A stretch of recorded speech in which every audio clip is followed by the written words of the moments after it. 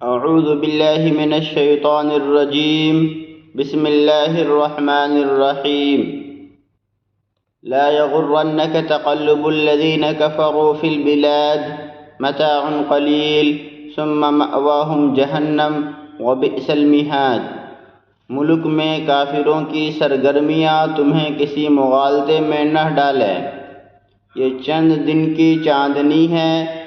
پھر ان کا ٹھکانہ جہنم ہے اور وہ بہت ہی برا ٹھکانہ ہے۔ ناظرین، ہر دور میں مسلمانوں میں ایسے لوگ موجود رہے ہیں جو کافروں کی ترقی اور اپنے حالات سے پریشان ہو کر یہ شکایتیں کرتے رہتے ہیں کہ وہ کافر لوگ، اللہ کا انکار کرنے والے لوگ، ایک اللہ کو نہ ماننے والے لوگ کافی عیش و عشرت میں زندگی بسر کر رہے ہیں، اور ہم موحدین لوگ، اللہ کو ایک ماننے والے لوگ، صرف ایک اللہ کے سامنے سر کو جھکانے والے لوگ تکلیف میں ہیں۔ تو اللہ تبارک و تعالی نے اس آیت کریمہ کے اندر ایسے ہی لوگوں کی غلط فہمی کو دور کیا ہے، چنانچہ فرمایا ہے لا یغرنک تقلب الذین کفروا فی البلاد، کہ تم جو ملک کے اندر کافروں کی سرگرمیوں کو دیکھ رہے ہو کہ وہ کافی عیش و عشرت میں زندگی بسر کر رہے ہیں، تو اس کی وجہ سے تمہیں کسی غلط فہمی میں مبتلا نہیں ہونا ہے۔ متاع قلیل، یہ چند دن کی چاندنی ہے، یہ ان کا عیش و عشرت جو ہے یہ تھوڑے دن کا ہے۔ ثم مأواہم جہنم، پھر ان کا ٹھکانہ جہنم ہوگا۔ وبئس المہاد، اور جہنم بہت ہی برا ٹھکانہ ہے۔ ناظرین، کیونکہ اللہ تبارک و تعالیٰ کے نزدیک اس دنیا کی وقت کچھ بھی نہیں ہے، اسی لیے اللہ تبارک و تعالیٰ نے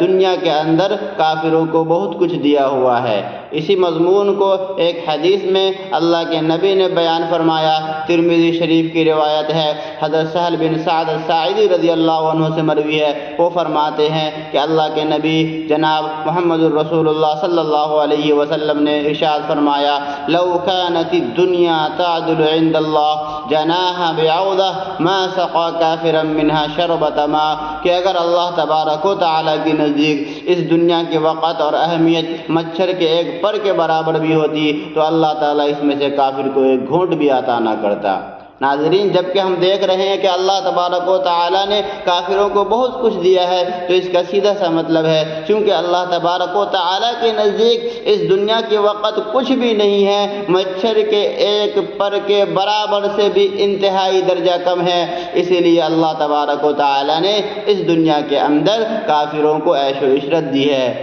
پھر کیا ہوگا؟ مرنے کے بعد ثم مأواہم جہنم، ان کا ٹھکانہ جہنم ہوگا۔ ناظرین، یہ دنیا جو ہے اللہ تبارک و تعالیٰ نے مومن کے لیے قید خانہ بنایا ہے اور کافروں کے لیے جنت بنایا ہے۔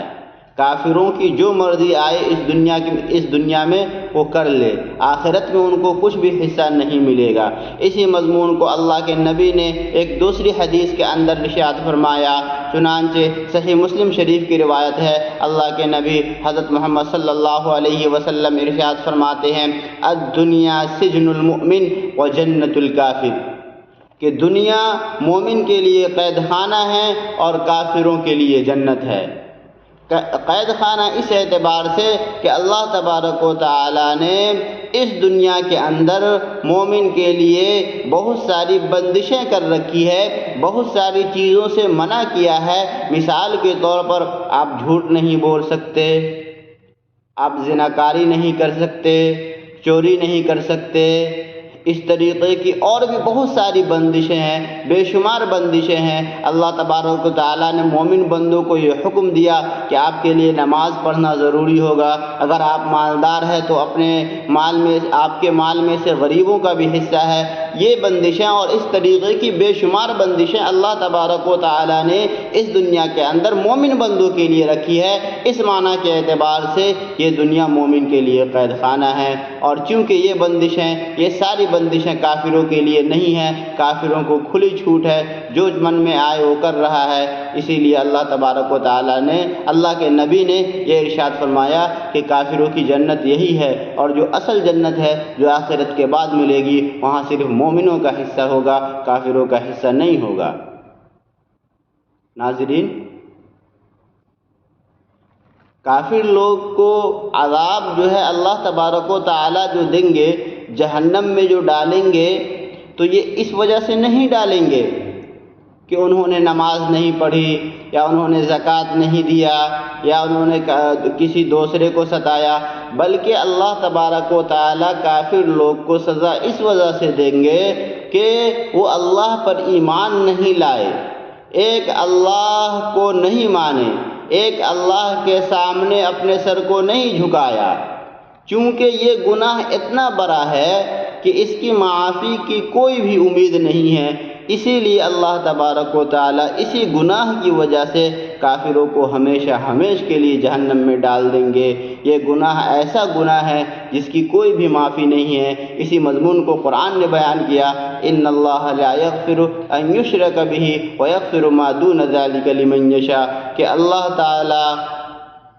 شرک جو گناہ ہے اس گناہ کو معاف نہیں فرمائیں گے، اس کے علاوہ جو بھی گناہ ہے اگر چاہے اپنے فضل سے تو اس کو معاف کر دیں، لیکن شرک جو گناہ ہے یہ اتنا بڑا گناہ ہے، اللہ کو نہ ماننا یا اللہ کو ماننے کے ساتھ ساتھ کسی دوسرے کو بھی اللہ ماننا، یہ شرک کہلاتا ہے شریعت کے اصطلاح میں، اور یہ اتنا بڑا گناہ ہے کہ اللہ تبارک و تعالیٰ فرماتے ہیں اس گناہ کی معافی نہیں ہے۔ ناظرین، امید ہے کہ ہماری یہ باتیں آپ کو سمجھ میں آئی ہوگی۔ انہی چند باتوں پر میں اپنی بات ختم کرتا ہوں۔ وآخر دعوانا ان الحمدللہ رب العالمین۔ آخر میں ایک گزارش ہے